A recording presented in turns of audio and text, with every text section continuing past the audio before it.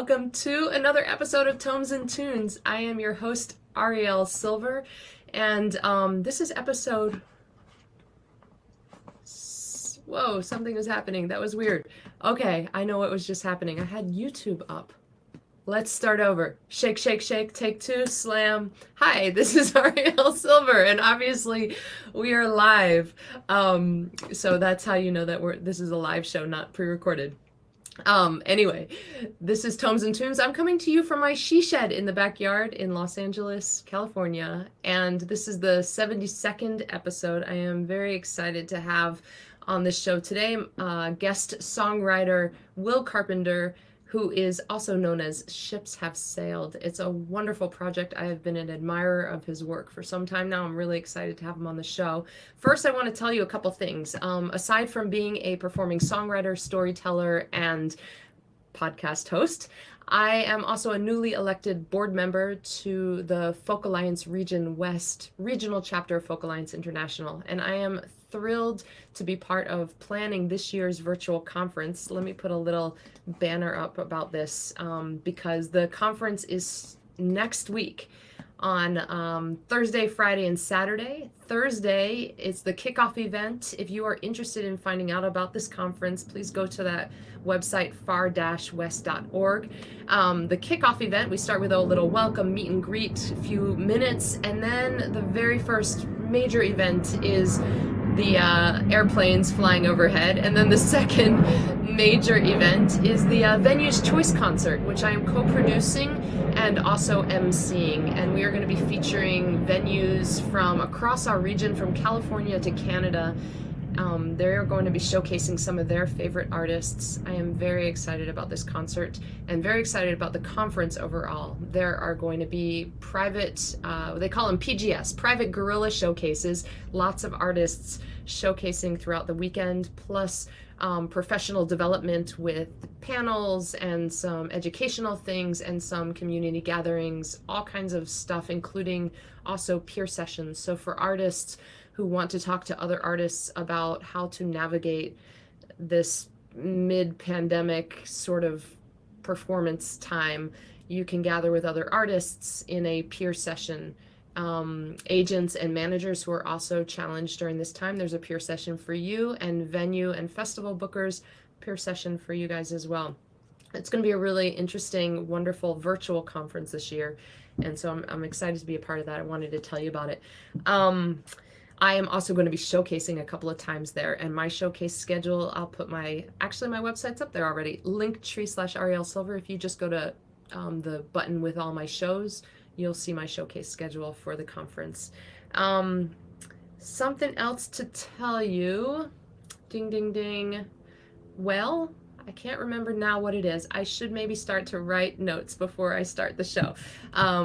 So I'll just leave you with this. If you live in the Monrovia area of Los Angeles, I'm going to be performing twice this month of October at Wing Walker Brewery. Once is a full show just with me and my upright bass player, Caitlin Hansen, and the other is with Electric Moon's Songwriters on the Moon songwriter swap. So it's going to be songwriters in the round, 20 songs, I think 4 songwriters, 20 songs. It's gonna be a great night. So that link is also at my website that's going by on the bottom. Okay. Whew. Now that we got the business out of the way, I am super excited to bring in Will Carpenter. Ships Have Sailed. I think he's gonna kick us off with a song first. Let's bring him right in. Hey, Will. Hey there. Nice to see you. Nice to see you. If you want, I will kick us off with a song. Yay, do it. Okay, cool. This one's called Drive.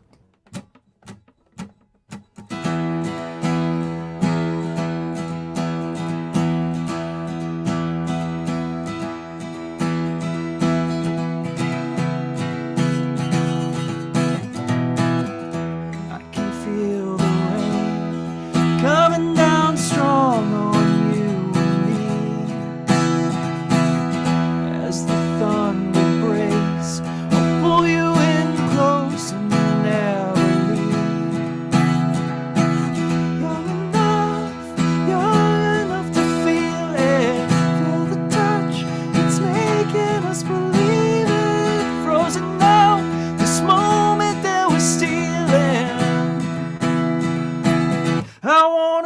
drive with you.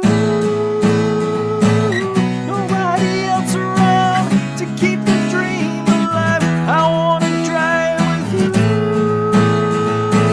Nothing to slow us down out on the streets tonight. Up and out of space, the stars they move like fireflies. Let's never leave this place, never grow old, never say goodbye. You're enough to feel it, feel the touch that's making us believe it. Frozen now, this moment that we're stealing. I wanna drive with you. Nobody else around to keep the dream alive. I wanna drive with you. Nothing to slow us down out on the streets tonight.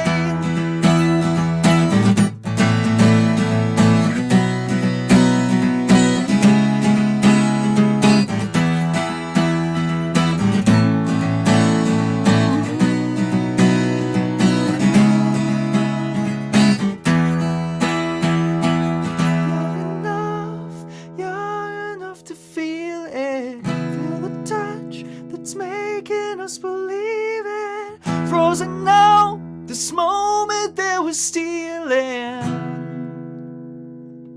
I wanna drive with you.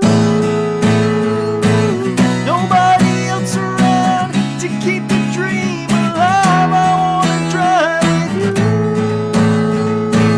Nothing to slow us down out on the streets tonight. I wanna drive with you. I wanna drive with you. Nothing to slow us down out on the streets tonight.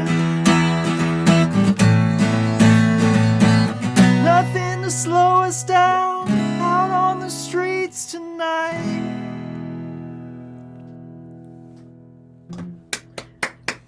Yeah, thank Thank you. you. That's a nice way to start off the show. I love that. I do too. Thank you. And just great vibes. I love the energy of that song. And I mean, I had to kind of resist dancing over here, but I was singing harmonies while I was on mute, so that was kind of fun. Oh, awesome. I wonder if you unmuted if it would be in sync or... I think, Because that could be a fun experiment maybe for next time. well, I like your optimism. And also, I like the idea of next time. Yeah. So, very cool. I have become a firm believer in that there should always be a next time. Unless something's terrible, in which case, no. Yeah, no, one time's good enough sometimes, right? Yeah, absolutely. Well, thank you for joining me, for being on the show today. Yeah, thank you for having me. This is going to be really fun. I've been looking forward to it. Yeah, can you tell me a little bit about that song that you just played? Yeah, so that song is called Drive. It is off of our first full-length album, which is called Mood Swings. And the full version of that song is very, very different from the one I just played. And so much so that it's very electronic. Most things in there are synth, and there's like a very little bit of electric guitar, but it's kind of like... there's lots of effects on it, and it's kind of buried in the mix, and it's like, it's not a guitar-driven song. So it took me actually a really long time to think about trying to play it on an acoustic, and it just turned out that it sounded, I mean, it's very, very different, but it turned out beautiful, and so I've been playing it ever since. So it started with all the synth, that vision, and then you moved it later to guitar. I was thinking it probably went the other way around. That's so interesting. Isn't it? I mean, I think every time the creation process is different and surprising, and it's kind of what I love about it. Yeah. So do you typically not write on guitar? What is your process of writing? Because I'll just say that my process, I'm not a producer, and I know that you do the production stuff as well. So for me, it's like me and my guitar and a pad of paper, a lot of paper, and like my phone memos. But it sounds to me like when you were writing that song, maybe you were sitting at a console, like with Logic or Pro Tools or whatever up. Is that what it looked like when you were writing? Like a keyboard controller, but Okay. yeah, like kind of started by finding a synth patch and you know, a poofy kick drum, and Yeah. just kind of starting to build out the vibe, if you will. Yeah. And then yeah, that one was a little bit more intentional in that way. And then, you know, for the most part, a lot of songs just kind of like pop into my head, and so I have Yeah. to just like a cappella voice memo them Yep. wherever I am. If I'm on a plane sitting next to, well, I mean, not these days in a pandemic, but Yeah. it has happened, to where I'm just like hunched over, leaning towards the window with like Yeah. my phone, singing a voice memo, and my seatmate is like looking over like I'm the weirdest person in the world. So Yeah. that happens, and I've learned to kind of like just do what I can to get the idea down before it, like, you know, flies away, if Yeah. if it's a really good one. But I do frequently write on guitar as well. I just, you know, it varies. It depends on what tools and whether I'm kind of like trying to create like a sonic world as a starting point, or whether the song is, you know, just kind of coming out of me as far as like lyrics and words, and it doesn't really matter the instrument at that Yeah. point. So this one, it sounds like you were trying to create a sonic world. Yeah. It was Yep. coming in that direction. So how did the idea for the lyrics, or the idea of the song and then the lyrics, because I think of those two things as separate Yep. entities. Where did they come? Did they arise as you were sitting there with these different sounds and, you know, putting it together, and then just the rhythm of things, and, you know, an idea arrived? Or did you come to it with that idea already in place? Well, so there was kind of like this abstract idea going into this one, like before even kind of sitting down to create like the sonic elements that started it off, right? So I was in a very nostalgic mood, and I wanted to create something that felt youthful but mature, and captured that nostalgia, but in a way that was like not completely specific to myself, but that could potentially be interpreted in different ways by whoever's listening, which I think is always like a really cool aspect of music. I mean, even if you're writing something really specific, what I've learned is that some people interpret it in completely different ways. Yeah. Which a lot of that is actually happening with our new single, which we can talk about as well, Yeah. and which I will play at the end. Awesome. But yeah, it was a fun little thing to do. I don't think I've ever done a song quite like that ever again. But it was a really interesting, I don't want to say exercise, but like, it was kind of an interesting exercise, because just kind of trying to build a vibe without the specificity, and especially with something like nostalgia, it was a tricky one, but fun. Yeah, it has that like anthemic, like that tension, but that building kind of that tension of excitement. That it's funny when you say the word nostalgic. It makes perfect sense to me that feeling is also associated with this nostalgia of youth.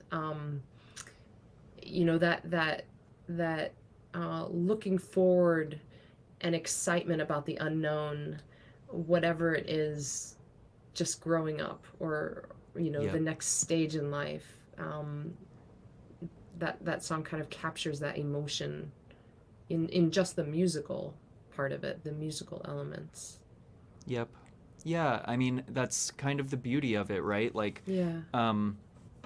and while the lyrics and the melody are super important, the instrumentation was, you know, well, I guess I will say instrumental in kind of, you know, like, in helping all of that to come across. Like, Yeah. it just, the one wouldn't work without the other. Yeah. Although I guess I've just proved that wrong because the original instrumentation is not Yeah. an acoustic guitar. So Right. And it comes across really well on the guitar also. yeah. So the song is called Drive.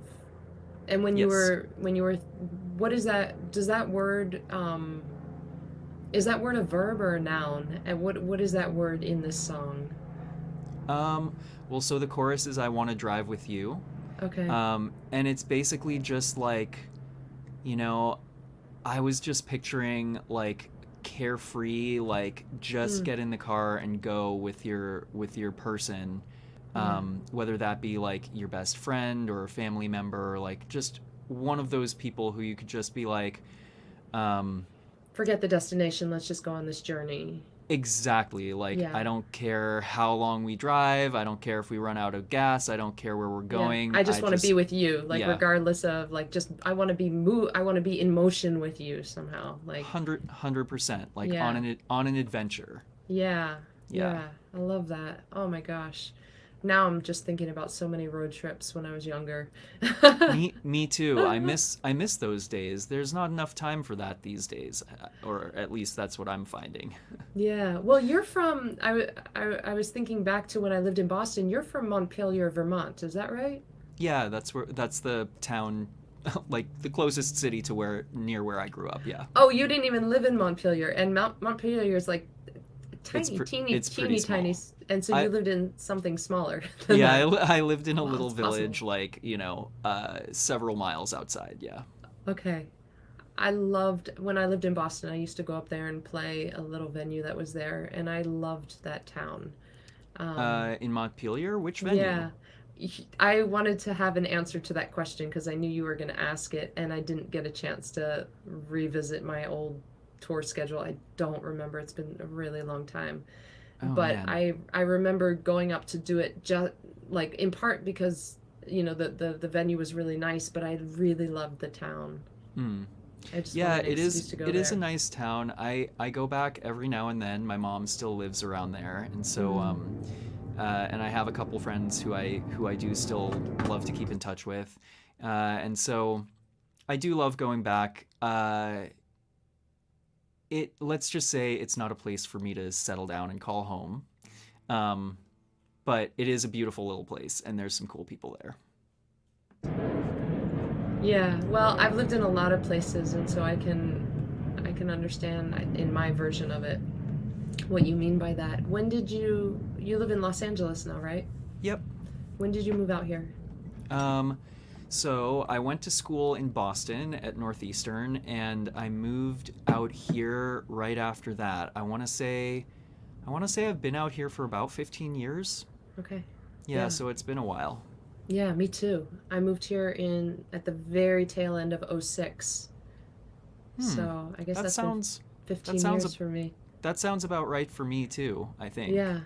Yeah, so we're in good company. We're basically native Angelinos at this point. I have lived here longer now than I have ever lived anywhere in my life. And in fact, I've lived in this house where I've now been for 10 years, longer than I lived anywhere before. So I do feel like, at that point, I just have to say, okay, this is home. Yeah, that's amazing. I don't think I can say the same. I believe that I lived in Vermont for longer than I've lived here.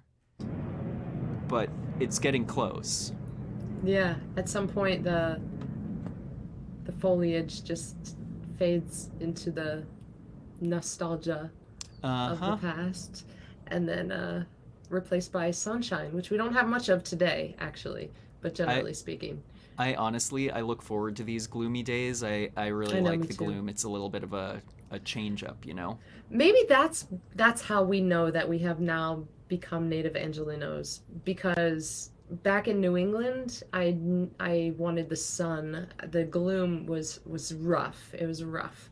Yeah. But now it's like sunny day, sunny day, sunny day. It's like, oh yay, clouds, rain. We got that thunderstorm the other day, which was awesome. That was beautiful. So you and I have connected a little bit about the business side of music, and Yes. that's the other thing that I have admired about you. You have great music, and also you seem to have a great head on your shoulder about just how you're building this music business. But you and I had a little exchange the other day, where we were just both like, our heads were exploding. I think that particular day, maybe that's every day. Like, wow, there's a lot going on. There's a lot to do. We are.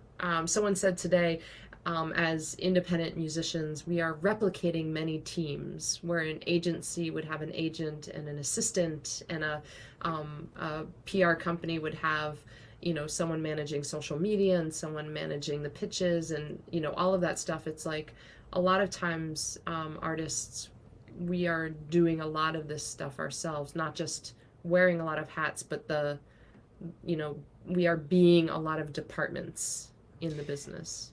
Yeah, I wish I had a solution for that so that we could just focus on the music and, but it, and then as soon as I said that, I'm kind of like, but I've learned so much about so much. And yeah, it's one of those things where it just is. Like, as an independent artist, you can choose to exist one of two ways, I think. You can either just create your music, put it out there, and not care if anybody hears it, and it's just for you, or else you need to start putting your head to work in other areas and figure out what makes this business work, how you can get your music to your listeners, and that involves, everything, like communication, marketing.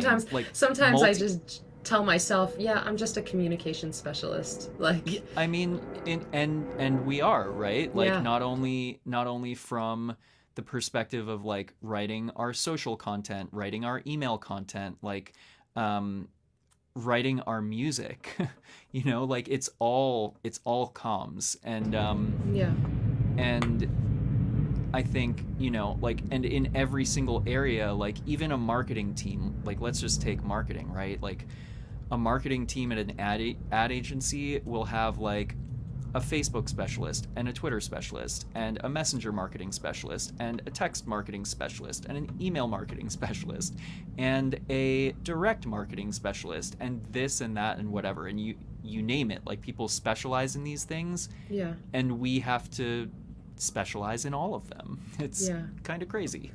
Yeah. When I was younger, I remember, just crying to the heavens, like, I just want to sit around and write songs. Like, that's what I want to do. But at this point, after all of these years, I actually really enjoy a lot of the other work. I find it rewarding, and I find that being an advocate for my own music, I don't think that there's anybody else in the world who would be a more passionate advocate for my own work than I am. So, in a way it's beautiful to yes, I would like to focus all my attention on writing music and performing and rehearsing, but also there's something awesome about being a champion for these songs. Once they're out of me, it's like, like, how can I help them in the world? 100%. Yeah, there's also that, like, you are your own best advocate. And with that being said, it would be really nice to be able to offload some stuff to others just to kind of free up brain space for, more of the creative stuff. But I think those partnerships are hard to find. Yeah. And you have to choose them carefully as an independent artist, for sure. Yeah. What is the number one thing that you would let go of if you could delegate it and you found the perfect person to take care of it? A task that you currently take care of. I think just the act of like implementing everything, like posting the posts and sending the like I would always, or rather I should say I will always want to be the one creating. Yeah, you're the content creator. Yeah. I would never really want to farm that off. But the act of like, it's release day. The videos need to be uploaded. They need to be scheduled. The copy needs to be put in. The emails need to be written. They need to be scheduled. The messenger campaign needs to be written. It needs to be scheduled. Like, the ads need to be targeted and the retargeting stuff needs to be updated, and all of those things need to be like launched and etc. Like all of those checklist items, it would be great to have like, you know, somebody who's as OCD as myself so that they can like get it done as effectively and efficiently as I can, but not me. Do you know of a service of like, you know, maybe cloning humans? I don't know. I could use a clone. But you know, if you clone yourself, you know, you get the best of and the worst of whatever That's that true. might be, and you know yourself best, so you know which things that might, you know, clone me would be a pain in the ass. I'm not gonna lie, for sure. Okay, I have to ask you, because this is of course Tomes and Tunes. I want to say half of my guests, not half. There's like a section of my guests on this show who are voracious readers. They love reading. There's another section, probably equally as large or small, on the other side of the spectrum. They don't really read that much. Perhaps they read as a child or something, but they just don't. And then there's like a whole spectrum in between. Some folks, they read, but, you know, to varying degrees. Where are you on that spectrum? So I would say, unfortunately, I fall on the reading less side of the spectrum, and it's only because of a lack of time, honestly, because I do love to read. I've always read in other phases of my life. You know, growing up, reading was super important to me, all throughout college, and then at some point, just the different responsibilities in my life became too vast to even set aside, like, you know, the 30 minutes before bed to read, because everything is just full. And I guess that's a high quality problem. But it is something that I'm mindful of and looking for where I can make room to read a little bit more. With that said, I have been reading a book. The topic might surprise you, or it may not. But basically, my wife and I have been dealing with a lot of losses, personal losses over the past couple years, and non-pandemic related, actually, which is very interesting. And it's a lot to process. And so through the music industry, actually, I met this woman. Her name is Beth Johnson, and she and her sister have kind of like a community that they're building of industry professionals and up-and-comers, and I've participated in a couple of their events and at a couple different junctures that have happened for me in the music industry. I've like, you know, consulted with them and gotten their opinions on things based on their areas of expertise. And Beth, I forget how she mentioned it, but she mentioned that she'd written a book, and I emailed her about it, and I was like, I'm curious, like, what is it? And she sent me a link, and it's a book called Of Joy and Sorrow. And it's a series of like essays. Each chapter is basically like a standalone essay, although they do have some flow to them, about the life that she built with she and her husband, and then the aftermath of losing him and what that did to her and her family. And so I basically ordered a copy, and she sent it over with a really nice signature and you know, inscription, a nice little note on it. And I've been reading it just to kind of like almost, you know, in a COVID safe way, commiserate in a way, and just kind of like absorb that type of a perspective from somebody else's experience who, you know, she wrote this book many, many years after, just kind of reminiscing about all of this and kind of trying to be mindful about like exactly how she was able to process and how she might have been able to do it better, or etc. Like, and it's been really interesting and quite helpful. I'm about 2/3 of the way through, and if anybody is going through a similar thing and feels like they need that kind of virtual support, I would highly recommend. Plus, Beth is just an amazing woman, and you should support her anyway. The book is called Of Joy and Sorrow. Of Joy and Sorrow. And what's her last name? Beth Johnson. Johnson. And I S-O-N. believe it's spelled Jahn. S-O-N? Yes. Okay, I'm gonna put that in the chat box there. And how about you? What have you been reading? Yeah, you know, I first of all, I love literature. I am a fan of personal essay and memoir. I believe that, and when I say that, I mean like non-celebrity writing. Even though I love music, I'm not as much interested. I've read a few memoirs or autobiographies or biographies by well-known artists, and I'm never as intrigued. They're interesting from a historical standpoint, I think, but they're more like a reporting of what happened with some deeper insight into those historical events or moments in time. What I really like is personal essay and memoir that is where the writer's trying to understand something. They're using the writing process as a process of discovery. Discovery meaning to uncover something that is previously covered, and using the writing process to mine that.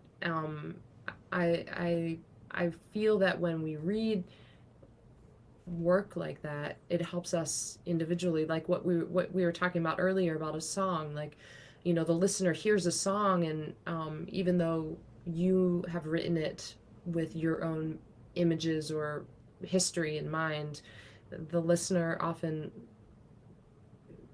you know, gleans from that something of their own self and creates or you know, it taps into their own stories, I guess.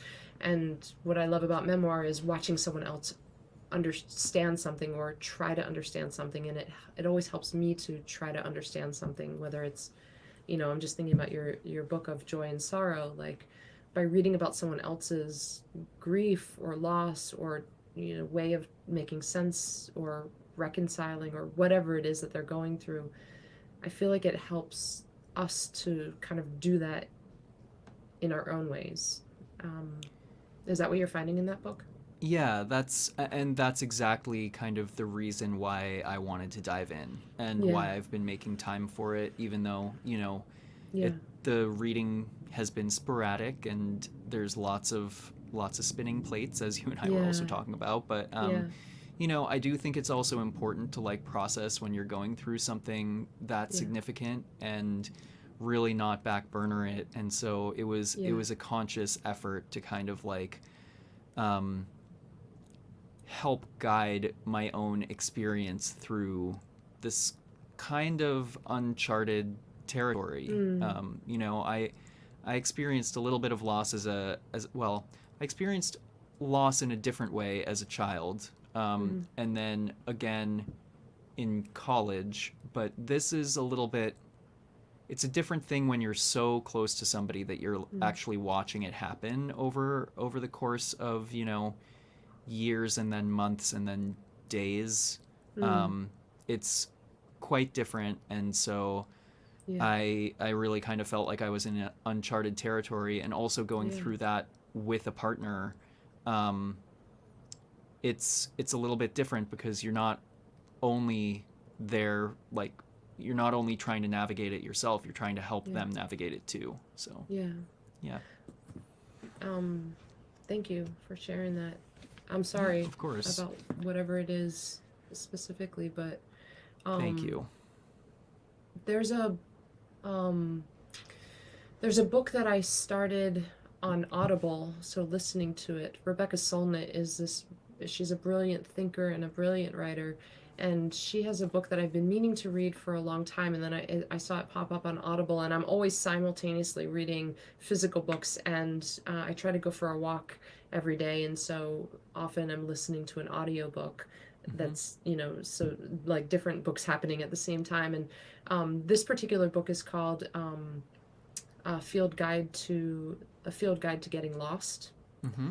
And she talks about the different ways that we get lost and lose things, and lose not just things but people or time or parts of ourselves, or, you know, various things. And I'm finding her writing in particular, because she's so very, very smart, and she is not someone that skims the surface. She kind of you know, finds a spot and then drills down as far as she can go before moving on to another idea.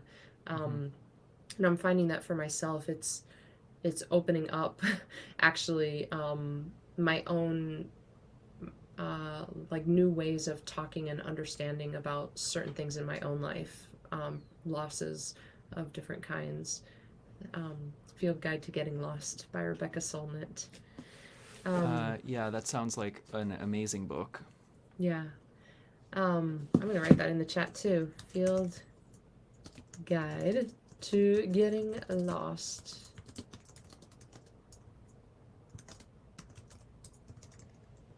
By Rebecca Solnit. I am in hardcover book right now reading this book, Heads of the Colored People. Oh, cool. By Nafisa Thompson Spires.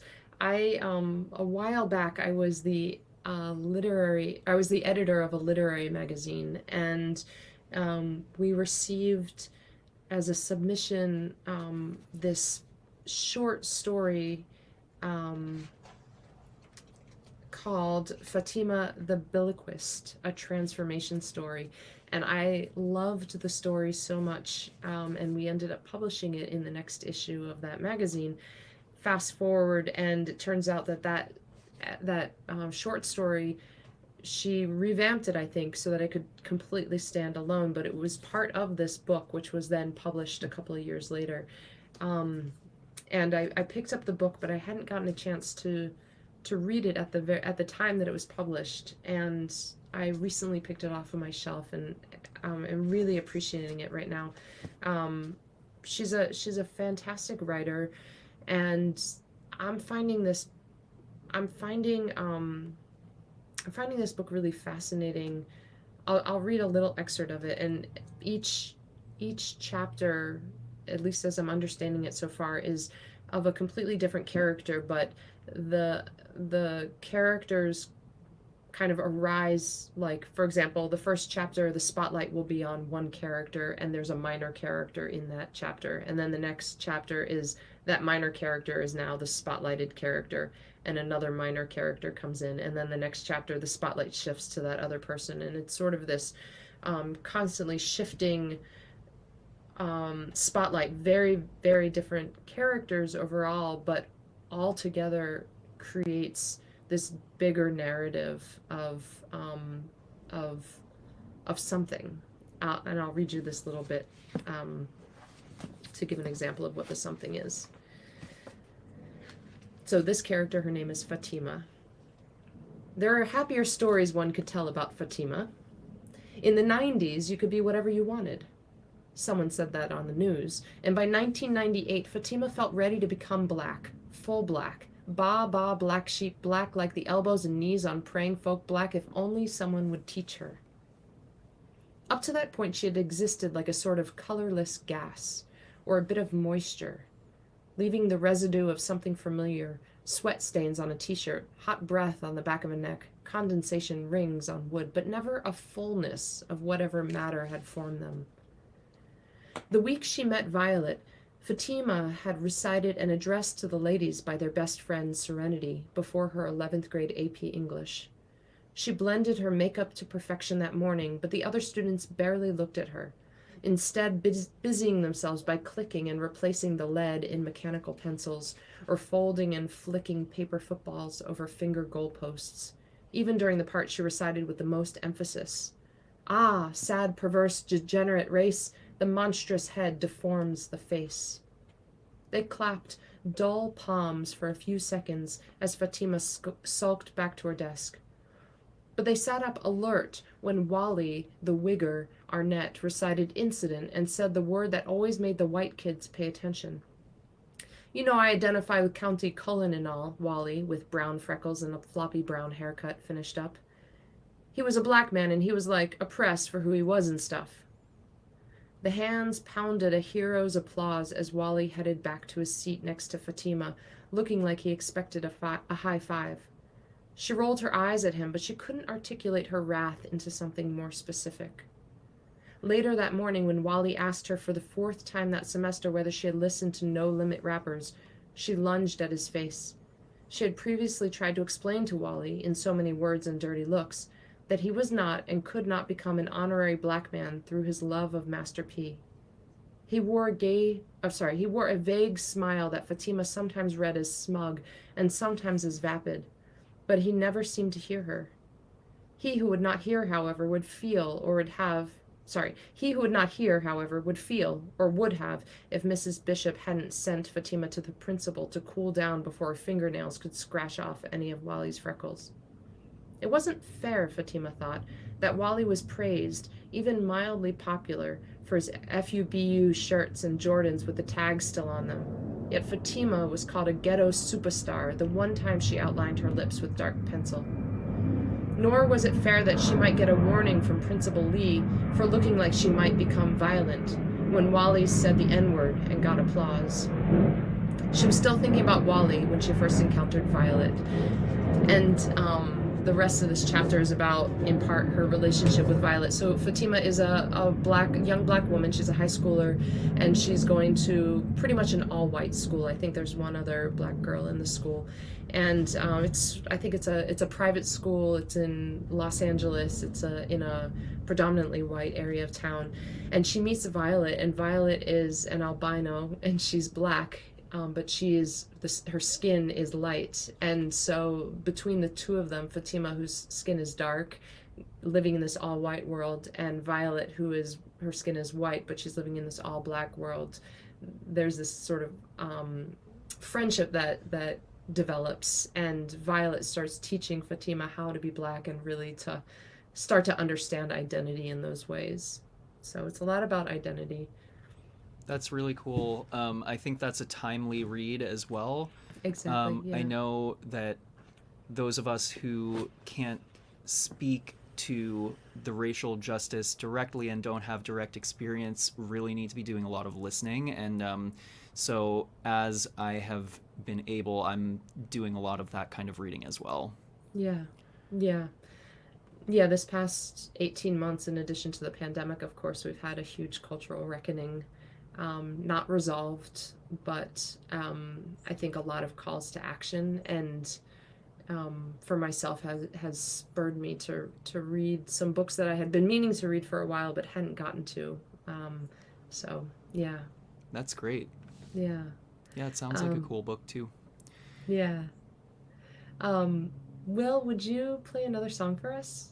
Oh, absolutely. And before you do, this is your new single, right? This is the new single. It is called Love in October, and this one is not, well, it's not really autobiographical in that the experience being expressed didn't directly happen to me in real life. It was more of like, kind of like an elongated daydream that prevented me from making a series of really terrible decisions that would have cost me a lot. And so I'm grateful that it's out in the world. I'm grateful that people are connecting with it, and I'm more than that, I'm grateful that the creation of it kind of like saved me from making a big mistake. And yeah, it released a week ago. Love in October released on the 30th of September because I could not bring myself to release it in the month of October. And it's doing really well. We actually got our first editorial Spotify playlist placements, which is really a big deal as an That's indie huge. artist for anyone listening. And yeah, so just even more than that, the reactions that have been coming into our various inboxes, email, messaging, comments have been really, really amazing. And people are really connecting with the tune, so I'm super, super grateful for that. That's awesome. And now I'll stop yammering on and I'll play.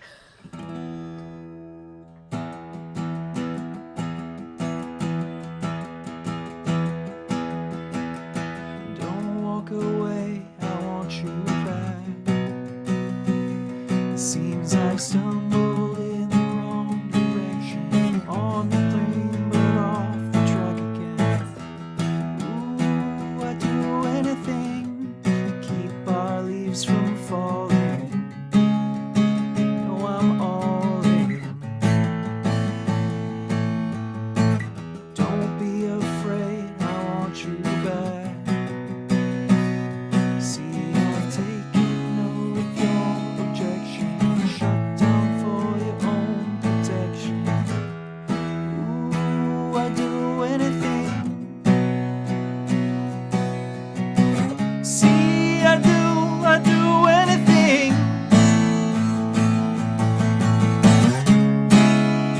How did we get here?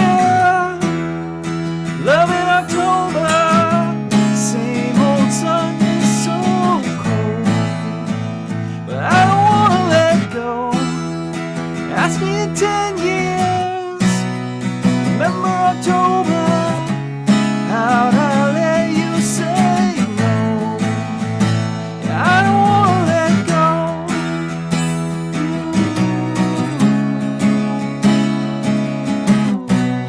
Is it too late? I want you back. See the cracks grow in our old foundation. This time the ground it won't stop shaking. Ooh, I tried everything, but I can't pull the same old hat trick. You woke up and saw my madness. How did we get here? Love in October. Same old sun is so cold, but I don't wanna let go. Ask me in 10 years. Remember October? How'd I let you say no? Yeah, I don't wanna let go. Yeah, I don't wanna let go. Yeah, I don't wanna let go. Yeah, I don't wanna let go. Yeah, I don't wanna let go.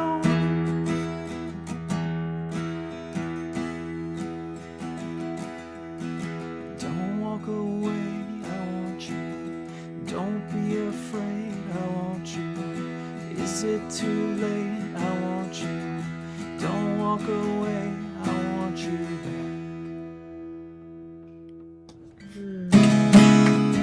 How did we get here? Love in October. Same old sun is so cold. Yeah, I don't wanna let go. Ask me in 10 years. Remember October?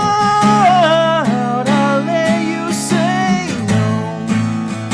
Yeah, I don't wanna let go. Yeah, I don't wanna let go. Yeah, I don't wanna let go. Yeah, I don't wanna let go. Yeah, I don't wanna let go. Thank you.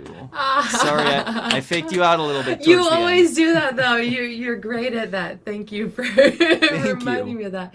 It's so good. And you called it Love in October, which is a great title. I don't want to let go, of course, is a line that you repeat throughout it, but I feel like Love in October is the title line. Did Yeah, you spend time thinking about that? Not a lot actually. I wrote this with a friend of mine, and it's the first song that we co-wrote together. I started working with him as a co-producer because I had a batch of new music that I really wanted to kind of like break new ground, and it felt like well, he's very talented, I should say, and I had wanted to work with him for a while, but I really wanted to break new ground sonically, and it felt like the best way to do that would be to collaborate with a fresh set of ears. So we worked on a few songs, co-producing, that were already completely written, and then there were these two ideas that I had floating around that kind of, you know, they felt like they were just kind of like floating around in the ether, and that I'd never put pen to paper unless I kind of like scheduled it. And I was really enjoying working with Danny at the time on the other stuff that we were working on, and I asked how he would feel about co-writing. So we wound up with this one, and the idea that I had was really for the verses, and like I knew the chorus needed to be powerful, and I knew it needed to be profound, and I didn't want to say like, I didn't want to continue to say I want you back. I wanted to say it in a different way. Like kind of be contemplative about how we arrived at this moment, like looking back on it, like what could we have done differently, and then basically just like, hey, I know it's probably too late, but I'm not ready to let it all go. And so we started by just kind of like brainstorming some stuff around like you know, metaphors and like love and death almost, if that makes sense. And very quickly, I forget which one of us it was, but one of us just blurted out like, how about Love in October? And we were just like, holy crap, that's cool. And that was it. But it didn't take us too long to get there. I feel like let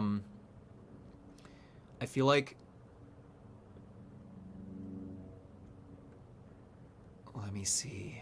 I feel like the Ask Me in 10 Years, Remember October was the line that we got stuck up on. And it wound up being very, very simple. I think we were just overthinking it. I knew I wanted to say Ask Me in 10 Years because it's like really examining time, right? Yeah.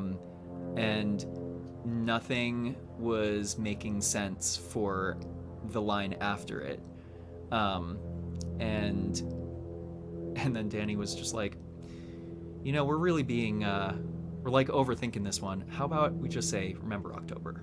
And it was so simple, and we were just like, okay.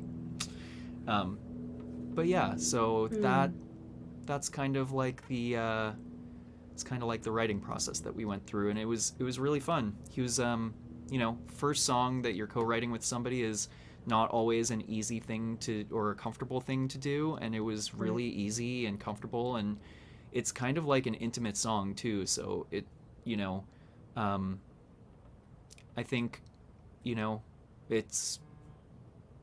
was a good move to, you know, take a chance, and we've continued to create together since. So What's the opening line of the song again? Don't walk away, I want you back. Was that, so that's the opening line of the song. Was that the first line you wrote for the song, or? Yes. Okay. Yep. Yeah, the first verse just kind of popped into my head. Like, that was where the song started, for sure. I love it. And then the Congratulations kind of, on the Spotify list. That's oh, amazing. thank you. Yeah. Thank you. We take the little wins when we can get them. Big win, though. It's a big win. It is a big win. It's something I've been working towards for, I'm not even going to lie, for years. Like, it's hard to get in there, you know. 60,000 songs a day are released on Spotify.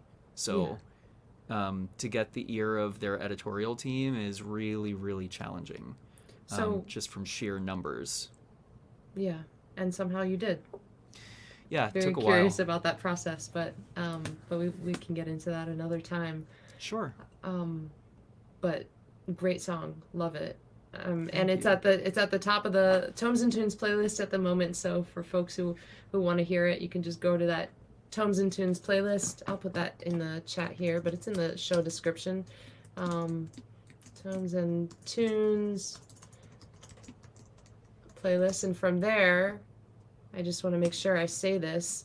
You can find Ships Have Sailed. Please follow them on Spotify. And I'm sure you guys are on every streaming platform or wherever people purchase music, downloads, and physical copies, right? Yep. Maybe not physical copies, right? Because it's a single. Yes, this one is not physical, although that may change in the coming year. Yeah. Oh, cool. Yeah. So, Love that. yeah, and you can get us on our socials everywhere at Ships Have Sailed. Our website is shipshavesailed.com. It's a great place to start, and also you can find our email list on there too if you want direct updates. Thank you. That's awesome. I guess I'll take us out with a song. Yeah, I've been looking here. forward to this. Yeah. So, like I said, I just changed these strings yesterday. They're like bright, shiny strings. Sounds great on this end. Haha. Well, this was a song that, because I asked you that question about the opening line, did you write that line first? This was a situation where I think I wrote the second verse as the first verse, and then the first verse later, and then ended up swapping them around. I realized I wanted to introduce the two characters right at the top, but oftentimes I kind of start with scene. I tend to do that a lot, and I wanted to just get right in with the characters, so. Awesome. Yeah, that happens as well, shifting things around. Yeah. And I'm looking forward to hearing it. Yeah.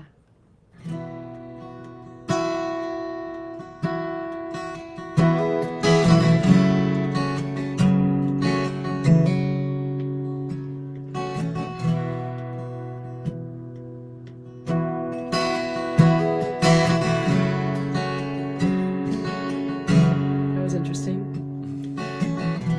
You stepped out in silhouette, barefoot, glowing, sounding out my name. Laughter and chatter, splash, a poolside band began to play. And what can I say?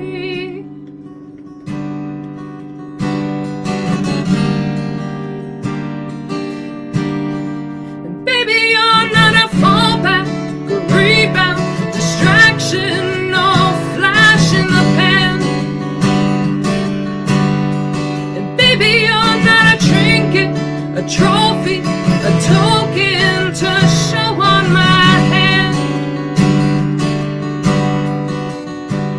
You are everything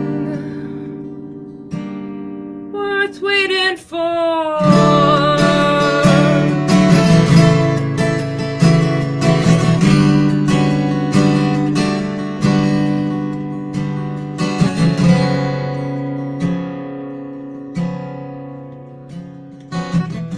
Underneath a canopy of branches, a shadow starboard light of sun. It's gonna take my whole life to show you you are the one. You are the one.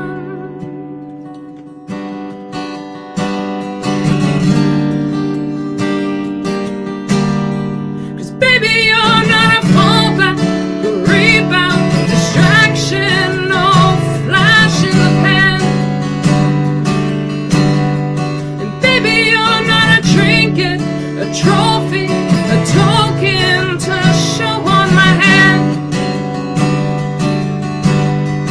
You are not the bottom of a bottle, a charm bracelet bauble tangled with stars, a horse. You are not a sweet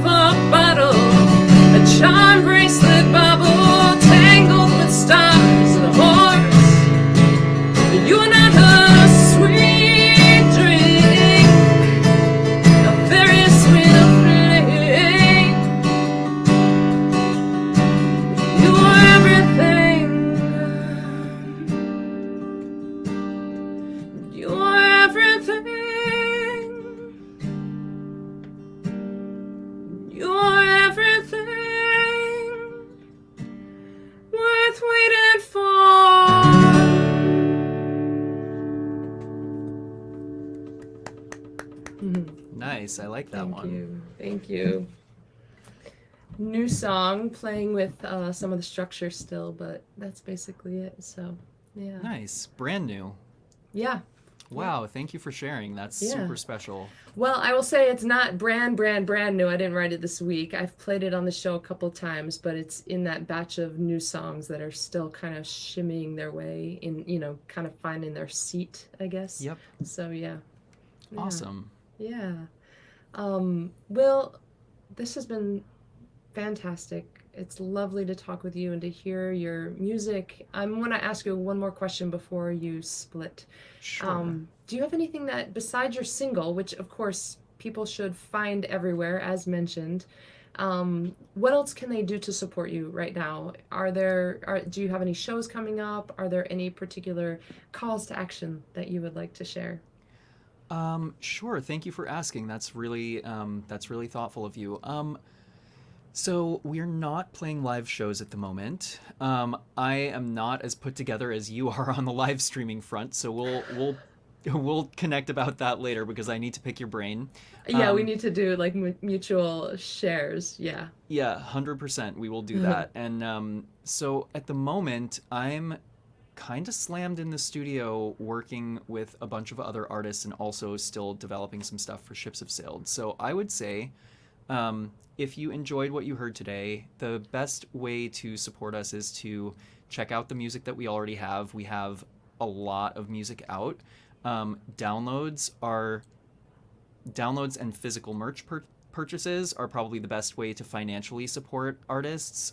We also have a couple behind the scenes communities, one on Patreon and also one that's just it's a private group on Facebook. So those are great ways to get in touch and get involved, and really just spread the word. There is going to be a lot of new music that's coming out over the next couple months.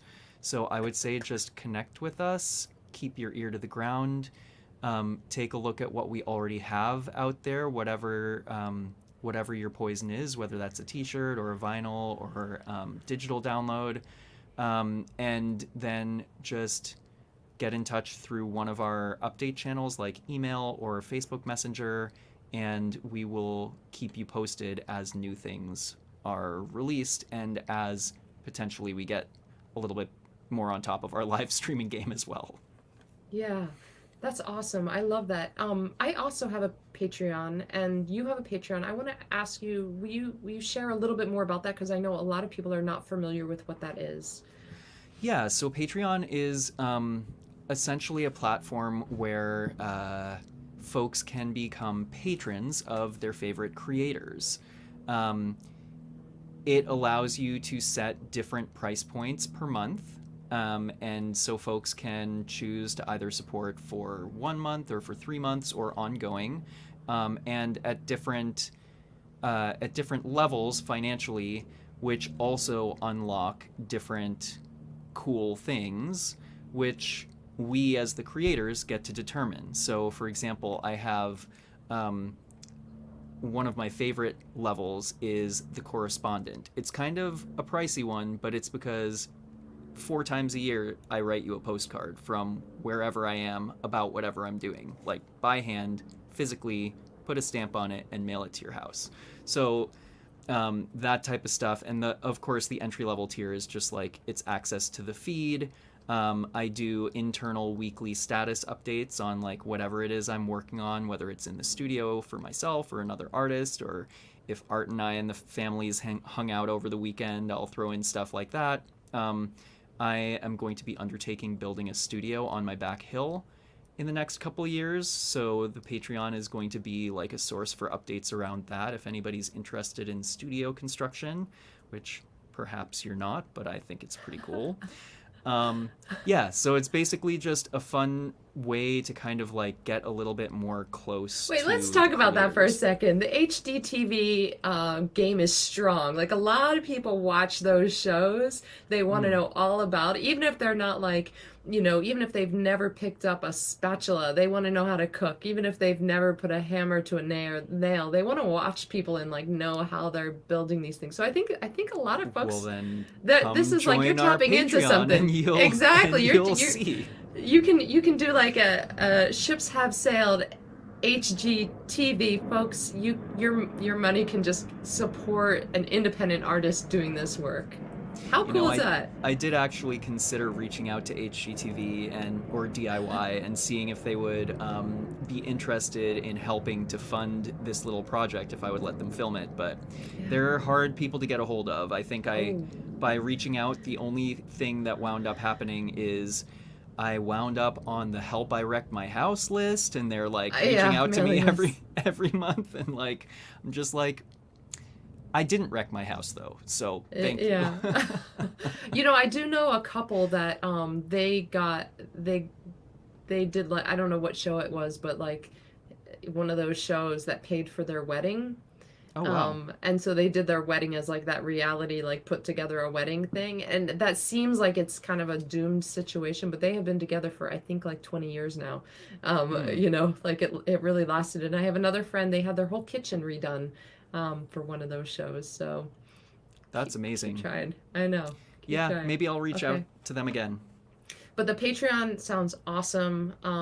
It's a great way, I just keep thinking about how to listen to music is free. And if we scroll back to our childhood when we would have to, get a ride down to the mall and walk through the mall, and we'd get to the record store and we would plunk down our hard-earned allowance or side job, while we're in school, dollars, into our, over the years, we always paid for music. And now, Spotify is such an awesome platform for music discovery. And it's really great, I think, as a music fan, we can hear all of this music. And I pay for a monthly subscription to Spotify, but, even if you don't, like, it's whether you do or not, it's not a lot of money. And then, it's like, well, how are the creators of music still making their music, paying for the time for folks like me who hire producers and musicians, or even folks like you, if you're producing yourself, like that is a lot of time, like either way, it's valuable resources. And how can music fans and folks who really want to support what we're doing, who like, who believe in what we're doing, how can they support it other than, of course, follows, subscribes, and likes on all these platforms, super important and awesome. But if they want to support us a little more, from $3 or $5 a month, or $10 or $20 or $50 a month, whatever it is, Patreon is a really great platform for folks to be able to support us so that we can continue making new music and shows like this, right? Yeah, and it's cool, like it turns into a little community too, like people get to know each other, and obviously like they connect over the common interest that they have for our music, but also like I feel like a lot of them wind up having a lot in common anyway, so it's really cool seeing the community grow slowly, and watching friendships form. It's really, really amazing. Totally. I love it. Well, that's awesome. So thank you, Will. Yeah, Great. thank you so much for having me. This was so much fun. For me too. Thank you. You stay where you are. I'm going to do that awkward thing at the end where I just click remove, which is just such a harshly worded button, but here goes. That is harsh. You stay where you are, and I'm going to say goodbye to everybody else right here. Thank you for listening. I hope that you are enjoying this show. 72nd episode, amazing, different songwriter every week. We talk about books, we talk about the creative process, of course there's music. And this has just been a real delight, a passion project really. But if you would like to support what I'm doing, either as a songwriter or with the show Tomes and Tunes, that Linktree thing, URL that's scrolling through the bottom there, there's a tip jar there, and there's also the button for my own Patreon. And membership for that is starting at $3 a month, and I have a special one that I personally love, the Jupiter level. If you are a songwriter and want to get together once a month to talk about songs, workshop the songs that you're working on, or just talk about the business craft of being an independent artist, join at that Jupiter level, and we'll jump on Zoom once a month. It's I'll tell you a little secret. It's well, I'm not going to tell you that secret. I'll just say that it's a real deal compared with, a private coaching session. So, I hope that you will come back next week. Let's see who we have on the schedule. Oh, next week I have What is it? Oh, it's switched. I don't have the answer to that question. I think it's Derek Vanderop. Oh, I'm gonna have to keep it a secret. You'll have to just pay attention to the announcement when I put the link up live. Next week is also the Far West Conference though, and I have been really focused on that. So hope to see you there, hope to see you here, hope that you stay safe and take good care.